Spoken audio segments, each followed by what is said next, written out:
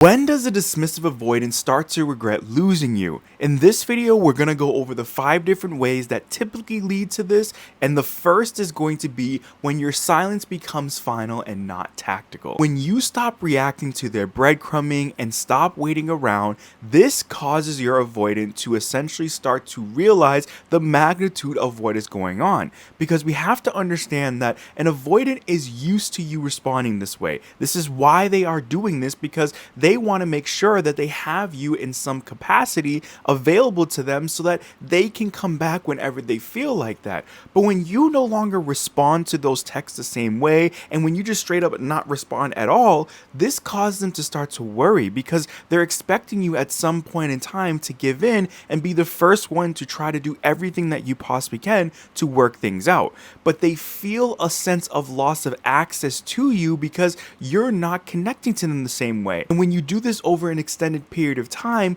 this really starts to amplify in them, and they don't know how to respond to this because, again, they are prepared for you to essentially be the one to always respond, to always reach out, and to be willing to do whatever you can to work on the relationship because that's what you were trying to do. But when you take that access away from them, this is taking away their safety net, and that's essentially when regret starts to creep in with them. The second thing is when your life upgrades without them.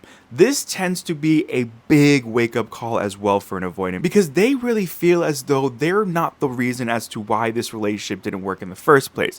They think that things are fine and that it's just you being needy, and they just need you to essentially conform to what they want and doing the things that they want you to do so that they don't have to feel like you are being too much or you are getting too close to them. But when they see that you are in another relationship and you're happy, this starts to eat away at that facade that they've created, which is them believing that it wasn't them and it was you. You were the one that was too needy. You were the one that wasn't listening to them. This starts to eat away at that reality, which isn't a reality, right? We know that the reason why this avoidant is responding this way is because of their avoidant attachment style. And whenever things got too close or there was a threat of them potentially having to express or feel those unwanted emotions, they dismissed them and pushed away from you. And they've used these distractions or excuses to make themselves feel justified in doing that. But when they are confronted with this real evidence that you are thriving and you are making upgrades in your life without them, that's where those distractions and excuses no longer hold any type of power, and they're starting to realize how this dismissive avoidant attachment has really ran this relationship and has caused them to essentially not show up in the relationship the way that they would want to. Essentially, their self-story that they have been telling themselves that you need them more than they need you no longer fits the reality, and they realize the opposite is what is really going on, and that is they need you way more than you needed them. The third thing is when their replacement doesn't replicate safety. What this essentially is when they go out and find new connections, whether it's relationships, friendships, whatever they're using to try to distract themselves from the reality of losing you doesn't match the emotional safety that you gave them. This is when it hits them really hard because they wholeheartedly believe that they can replicate that same feeling and effect and understanding and love and commitment that you gave them in somebody else, right? This is one of the biggest distractions that a dismissive avoidant tends to tell themselves because they don't want to face that reality that they could be losing someone who is the best person for them, which there's a high chance was you. So instead of facing that reality, instead of feeling the magnitude of losing someone like you and maybe causing them to take some steps to work through this and reaching out to you and making a legitimate attempt to try to work things out, they would rather go and distract themselves with other people and try to find you in somebody else. But what they will quickly learn is that it is going to be massively challenged to try to replicate exactly you and somebody else. In fact, it is virtually impossible because you are one of one. There is nobody else like you in this entire universe, and they're going to realize that at some point in time, but they will latch on to little things that other people can bring to them, but they will never 100% get to that exact feeling and emotional safety that you provided them. And And this is when they will start to miss how you've regulated them, how you made them feel secure. And when they're alone, that tends to be when they realize that. And they're really going to have a challenging time with this because it's going to get to a point where they're going to realize this. And by that time, it tends to be too late and you are probably moved on or have no interest in trying to work things out. But at the end of the day, they underestimated the cost of your emotional safety and they're starting to realize that slowly and slowly. And it will get to an overwhelming point where they will feel all of those emotions all at once because they kept suppressing that down, and they'll realize the magnitude of losing someone like you from an emotional sense. The fourth thing is when a lonely moment meets a hard boundary. What this essentially is when they experience loneliness or a setback or even a holiday and you are consistently distant, this inevitably forces them to feel all of these unwanted emotions of missing you, of feeling like they made a mistake, all these different things that they have been suppressing down, they are going to have to feel because you were an emotional safety for them. You were somebody that they could feel comfortable enough to go to and feel better and work through these things because you knew how to deal and handle this, right? You knew how to essentially work with them on this and making sure not to go too far because after a while you pick up on what triggers them. And instead of them being grateful for that and working with you and trying to do what they can to make the relationship work, a dismissive avoidant tends to continue to push that boundary and pushes away from you at moments and really has some inconsistencies a lot of the time, which causes them to essentially take for granted all that you have done for them. And they don't realize how much of an impact this was in their life. So when they no longer have access to that in those moments, this is really when they start to feel the magnitude of losing someone like you, and they don't know what to do because they can't just go to another person due to this dismissive attachment style because they don't feel comfortable enough to express that, and they're worried that that person is going to reject them just like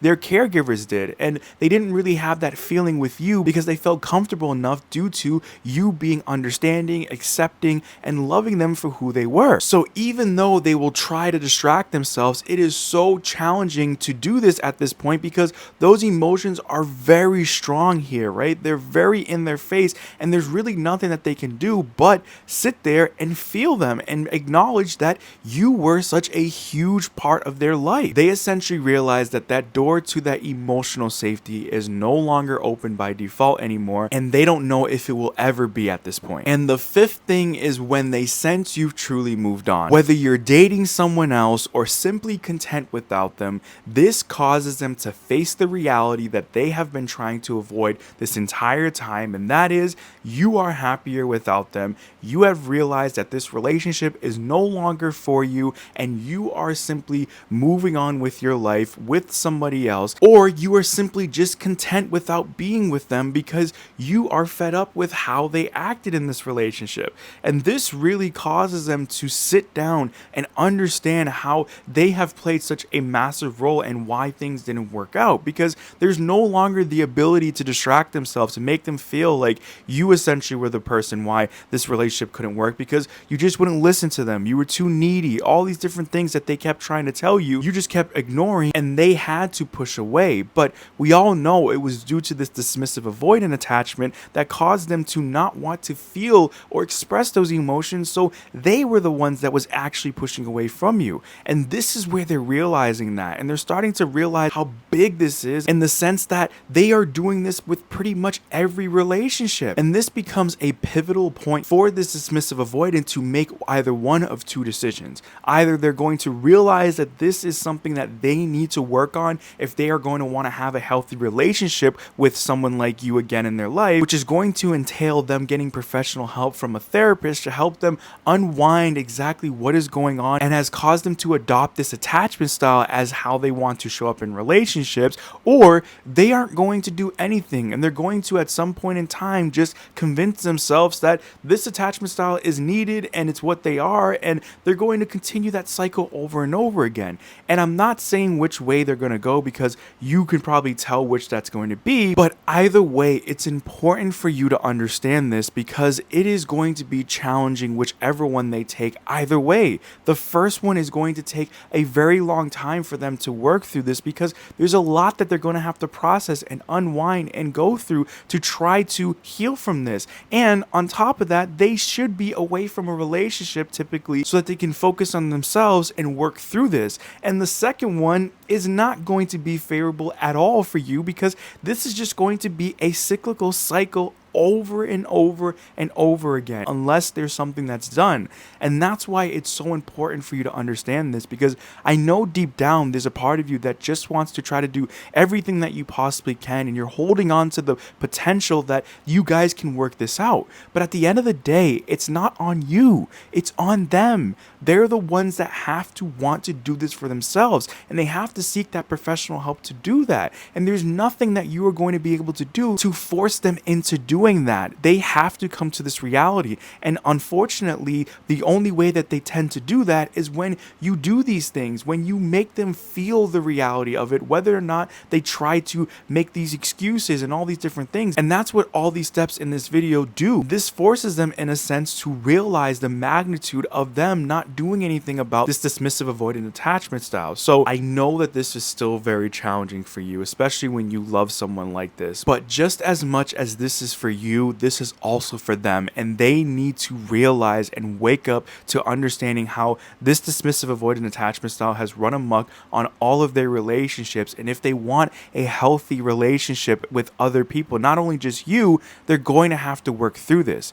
And it's important for you to understand what is best for yourself, because that's what's going to lead you down the right direction. It's not going to be easy at first, it's going to be challenging, but the more that you stick to that, I promise you it will be in your best interest and will help you do what is best for you. And what's most likely going to lead to is you healing and moving on from this relationship. I hope that you did find value in today's video. If you did, please make sure to hit that like button. If you're new here, make sure to subscribe, and I will see you in the next video.